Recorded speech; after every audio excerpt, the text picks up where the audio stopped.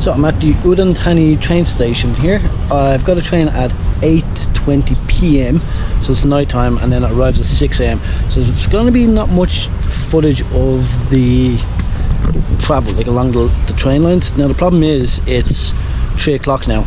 That's 5 hours around waiting, and I have my bags, if you can see there in the background, which I'm debating on handing into one of the store owners and just giving them a few quid to hold on to it until I come back later on, go off, go watch a movie and grab a bite to eat and a pint, and then, you know, collect it and then hit the train. And then I'll do some video on the train, show you what the train is like. I have a first class sleeper for the night, lower berth. Now there could be 3 other people in there, there could be 2 people in there, there could be no one in there, so we'll see how that goes.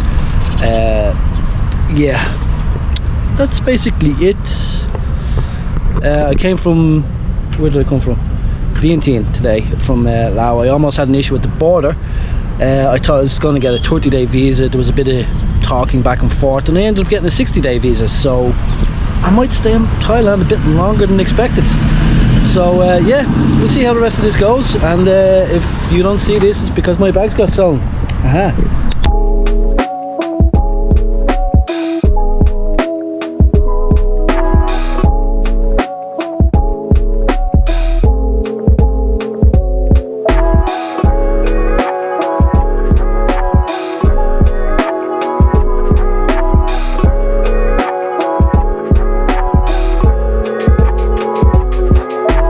One of the things I love about Thailand.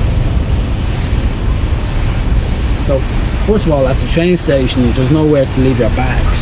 So I sat outside, and as I probably mentioned on the last segment, I needed somewhere to leave my bags, and I thought I'd probably leave it with one of the, you know, business owners around the area. And I went in, and I was like, you know, like I actually done it on Google. I translate. You know, will you take the bags until 8 o'clock tonight? I'll give you 500 baht. And I went to pay him up front. He's like, no. I'm like, okay, maybe he wants it later on. So I went off, and I went for a massage, went for food, I went for a few beers, as you can tell. And then I came back, bags were there, perfectly, you know, hidden actually. They actually hid the bags on purpose. And then I went to give them the money, and they're like, no. And I'm like, do you know how much of a solid you've done? If I didn't have you, I'd be sitting here at this train station for 5.5 hours waiting for a train. Do you know how boring that is? Well, it's extremely, because I actually done that before, waiting for a boat to go to Koh Tao. It's insanely boring. So, and I was kind of giving them the money, and they're like, no. And I goes, I left it down, I'm like, bye. And they're like, no, take it. I'm like, no, look, you gave me freedom. You don't know how much that means to me. Which it does. Just having that freedom to just explore a little bit more. And you know, I found this brilliant place. I didn't mention it in one of my Udon Thani videos, right? There's a place just right beside the train station. If you come out, first of all, actually, kudos to the people who actually done it. So if you're facing the train station, to your right, there's kind of like a bed linen place. Go in there, if you can, buy something. They're very generous people, they're lovely people, because they're the people who are going to hold my bag for nothing. You know, I wouldn't say I put them out of their way, but, you know, I gave them something to hold on to, which was worth a lot of money, you know, my equipment and all. And they were trustworthy. That's what I love about Thailand. They just help you, and they're not looking for anything in return. But I wanted to give them something, because Jesus Christ, man, if someone done that to me in Ireland. But like, it was funny when I gave them the bags. They were like, and I was like, do you want to see inside? Because terrorism, you know, is a factor. And I opened it up and I showed them everything, you know, and he took some photos, and of course that's perfectly fine. I had no objection to that. It's a safety measure of some sort. You have to be, you know, even, you know, any race or anything, you never know. So kudos to them for being safe and being extra friendly, and, you know, not even wanting the money, but I gave it to them anyway. But this place here, it's a cool kind of it's an open area marketplace, you know, like there's like trinkets and clothes and shops and everything you need. There's a few bars in there as well, so make sure to check that place out. Now, on to the rest of the video, which is the train journey. And that was not my train, by the way, in the last scene. That was just one that was here an hour earlier. I like being early. I kind of panicked because I'm like, it's not my train. It says it's going to Bangkok, but it wasn't my train. We're gonna go record the train as it comes in, and then we're gonna go explore around. It's first class, sleeper, AC. So again, I don't know if it's going to be a 2 bunk, a 4 bunk. There's going to be people there, and we're going to just record what we can. Okay, I don't want to interfere with other people. I don't want to, you know, intrude on other people. I have some cans. I have a bit of food. That's a good tip to bring as well. If you're going on a train journey, bring a little bit of food and drink and water.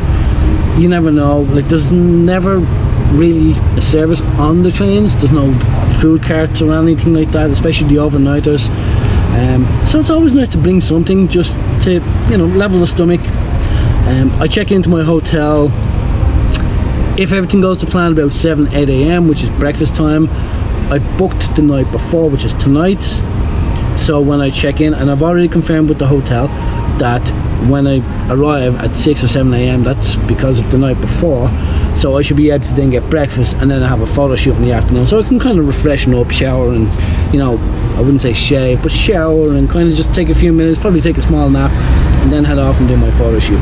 Anyway, on to the rest of the video about the train itself. Okay, so this is my train. Apparently.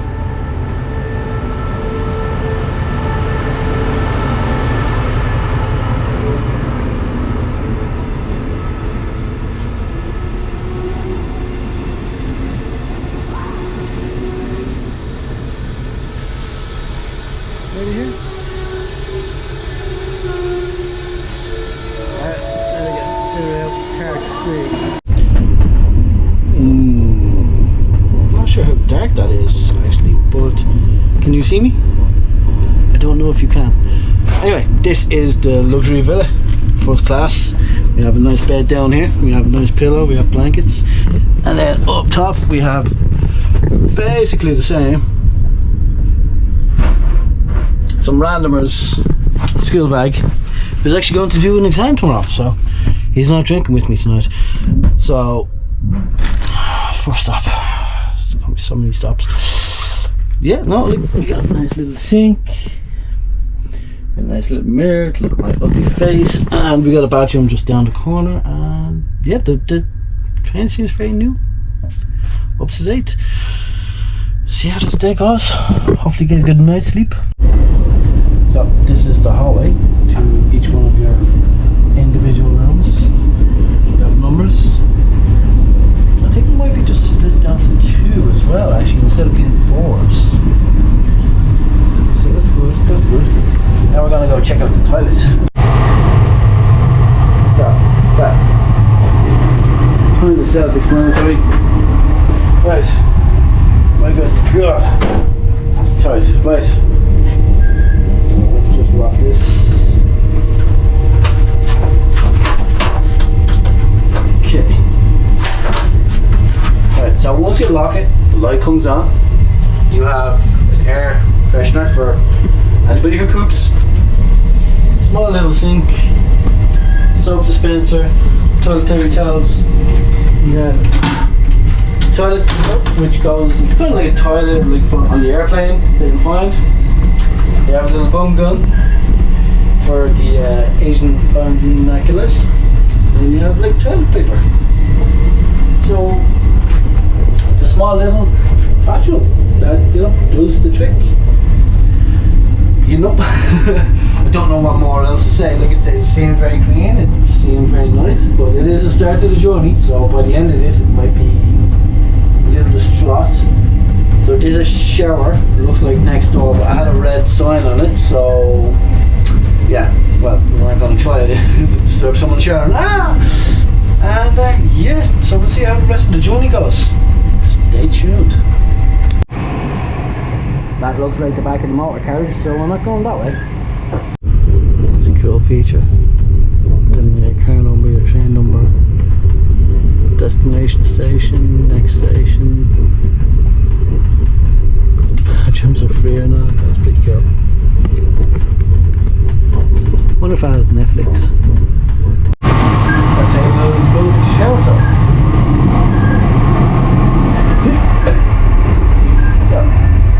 we have, look, 23 degrees Celsius. The splash on the wall, and you know, I might take a shower now myself in the morning. I don't know. Just the whole Rocky Bob round place, yeah, it doesn't really do it for me. But it looks like it's powerful enough. You know, you got some splash up around here. You lock up the door. You put your soap there. There's no soap available, but like, you know, you do what you gotta do. Like, you got yourself a shower. There we go. Look, I'm not the skinniest guy in the world. There's plenty of room, you know, and it looks pretty efficient. Now, that looks brand new. Alright, check out the make and model. Looks pretty brand new, so could be, you know, this shower. This is from the Udon Thani to Bangkok. 10-hour train ride, but let's be honest here now, we're in Thailand, so it's 11 and a half hour train ride. Let's be honest, you know. But yeah, seems good, you know. 6 down, goes down there, you know. As you can see, I'm not naked. Oh, actually, hold on. Liquid shampoo, and liquid soap. So we do have some essentials, you just need a towel, which I do not have, so that's actually a problem. So if I can get that solved, I'll have a shower tomorrow. Trains, buses, mainly anything land based, just because you don't have to have that fear of flying, which I constantly have. It also lets you explore the actual land, the layout, the cities that you'll just fly by. You don't get to explore as much detail of the landscape from the sky. So here we have the cabin, and there's some space up there on the top for some storage. There's some more storage on that racking there as well. That's for the upper class, not upper class, the upper bunk. Then you can't see it there, but the storage space below, that's where I put my bag. And then a little bit underneath the table there, which you have a little table that has drink holders, and you can put a bit of food and your phone or whatever. You have a window. You have a little sink. And then this is the first I've seen now. They have a TV there, little storage spaces. Plug socket there behind my head with a light. And yeah, the little medicine cabinet kind of thing. I don't know how long you're planning on staying on the train, but if you're putting some medicine cabinets up, you can just see there to the left, to the right as well, the steps, they pull out of the side so you can step up onto the upper berth. That's a new feature as well. So this train was fairly new, actually. I have to say it was fairly new and decent, and the staff was very friendly, and I will retract, it was on time, give or take 5 or 10 minutes. So this is it made without the bed. So you have 2 seats, and then you have to fold down little armrest and drinks rest, and then that's the top berth there where you can pull that down later on. The stewards do that. Then you have your little cozy table there. You get 2 free waters, 1 per person. This layout of the train was only for 2 people per bunk, but you could open up the middle door, which is what we've done here, so I could see into the other cabin. So I'm still in my cabin, and then there's the space up above to store your storages. And then when they undo the beds, that's where they put the bed linen and stuff as well. A little coat rack there, the buttons to control the TV, little place to put your wallet and your money and your passport and whatever else you have there. And then that's the storage space, and then some AC. So if you really need the AC, the top bunk is the best. I did feel it was a bit warm down below. And then you have your door that you can slide over, and then you can lock and unlock it. And then here's the kind of layout. So you have the 3 bathrooms, you have a shower, and then that's the layout of the rooms. As you can see, it's alternating where the sink is on either side, just to kind of make that